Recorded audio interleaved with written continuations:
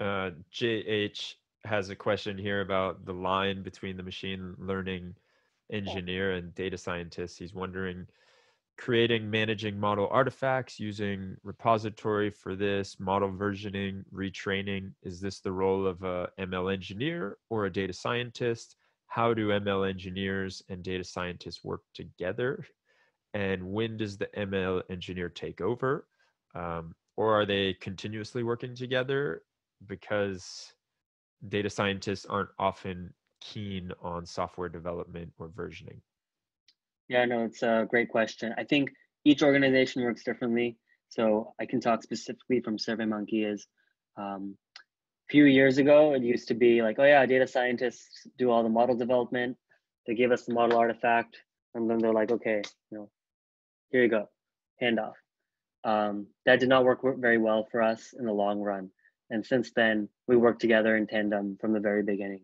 And that allows our data scientists to pick up on some software development. It allows our ML engineers to understand the model at a very, very low level.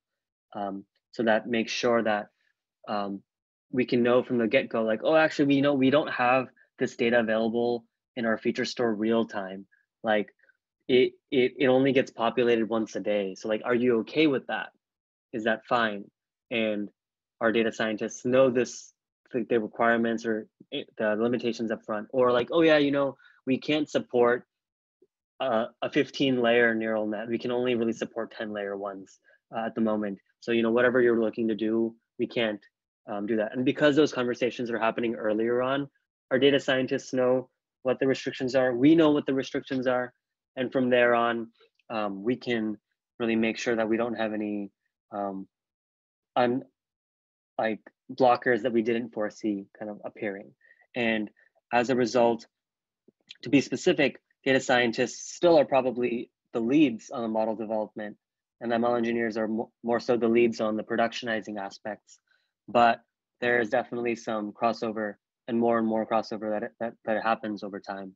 And I would say that over time, I'd say I've gotten way more adept on the data science side of stuff, and our data scientists have become way more adept also on the software engineering side.